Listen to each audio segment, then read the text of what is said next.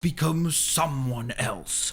I must become something else. That is, of course, what Mr. Arrow does say in the Arrow TV show, but nonetheless, my name is Blitzwinger, and of course, ladies and gentlemen, welcome all back to another LEGO Batman 3 Beyond Gotham free roam gameplay showcase. I hope you guys are having a fan-flippin-tastic day, and of course, today you might already be able to tell what we are looking at, and that is, of course, Arrow, or Green Arrow. Well, technically, I mean, they never call him Green Arrow in the show, so I guess it really is Arrow, and more importantly, when you go to the actual character selection screen, it also does say Arrow, so I guess that really is his name. Now, of course, as you can see, there is Mr. Green Arrow, who we also have available in the game. Now, if you didn't know, Arrow himself is actually a DLC character, which means that you are going to need to pay extra to unlock him, but along with him, you also get a few other characters, including Black Canary, Slade Wilson, Roy Harper, Malcolm Merlin, John Diggle, Island Goon, Huntress, and Felicity Smoke. And then, of course, you also get a level, which is a pretty cool thing, plus 2 vehicles, which is also really, really nice. So, with that being said, of course, let's get to talking about Mr. Arrow here. So, first of all, you can kind of see that obviously he is actually kind of a much darker hue of green to begin with than the Arrow that we have that is based on the comic books here. So we do have both of their versions available. You'll notice, of course, this version right here is a lot lighter. His centerpiece and the back are very different. Plus, of course, his face mask is different. You'll also notice, of course, right there, there's what Arrow looks like. Very actually accurate to the show, if you remember the pants and everything like that. Those are definitely accurate, so that's awesome. I love how they were able to replicate that. I also have to admit, I really like the hooded look. I much prefer the hooded look. I think it looks a lot cooler and a lot neater. Plus, I love the fact that we can see the little quiver full of arrows in the back, whereas this Arrow doesn't actually have a quiver, as you can see, because he's wearing his hood in the back. So it's like, where is he getting all these arrows? I don't understand. You know what I mean? If that's a hood, where are the arrows coming from? Whereas here, it makes a lot more sense, and I actually do prefer that, aesthetically speaking, personally for me. Now, I have to say, I'm not sure whether or not I like the eyes. Again, that is accurate to the show, but I think it looks a little weird. Like, it kind of looks like they're like caved in or something. It looks kind of spooky. So I'm not sure if I like this expression. I kind of have to say that I think I might like this one a little bit better, the mask and everything.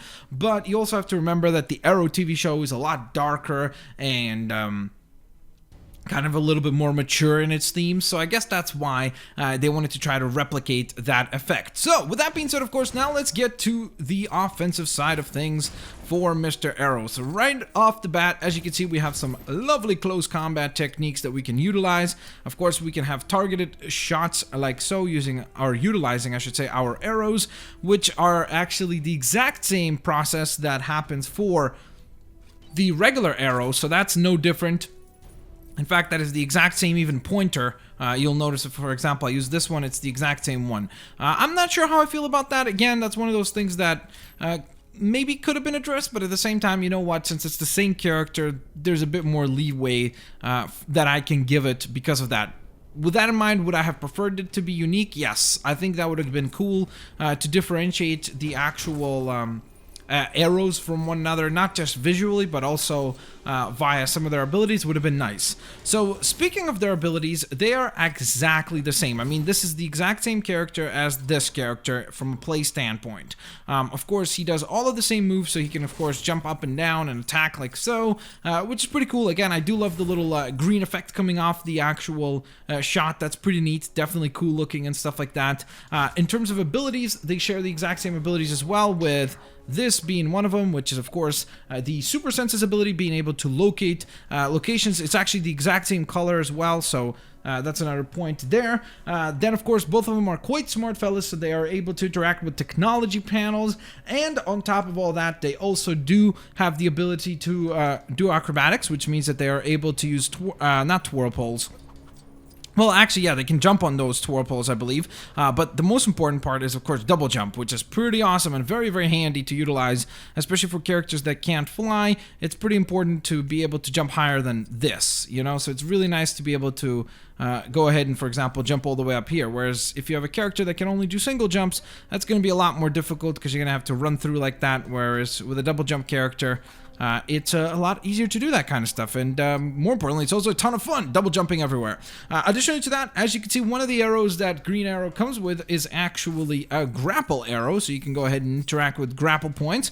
On top of that, as you can see, I can fire away arrows like so, but I can't actually showcase it here because I'm not fighting an enemy, and that's something that I should have showcased actually with the other green arrow. I just never had a chance to actually play him against characters. But if you saw my coverage for the Arrow DLC level, which if you haven't, check it out, it was really fun. It has some really clever and funny writing, but nonetheless, with all that in mind, basically they actually do have the ability to create a boxing glove, which is really fun and is really neat. So I was very happy to see that. That was a ton of fun and a very pleasant surprise indeed. On top of all that, as if all that was still not enough, we also have the ability to go on ahead and blow up silver Lego objects by using a TNT or an explosive arrow, which is pretty awesome indeed, and is also an ability that this arrow is able to do now as well. Now, you see, this is the thing I was a little confused by. Did that happen during the DLC download or during an update or something? Because I could have sworn before this, when I was doing the green arrow showcase, he wasn't able to do that, but from what I heard, apparently now he's able to blow up silver Lego objects as well, so that's kind of a cool little element that they added there. And I definitely do not mind having it being added to the game, especially because, again, Arrow is an awesome character, and I would love for him to have as many abilities as possible. So, with all that being said, of course, there you guys have it. That was the showcase, the free roam gameplay showcase, I should say, for the one and only Arrow. Stay tuned for showcases for the rest of the Arrow squad, including Canary, Roy Harper, and many others. With that in mind, of course, let me know which other showcases you would like to see on top of that. And, of course, I will indeed catch you folks next time. Peace out. See you laters, alligators. Bye-bye, guys.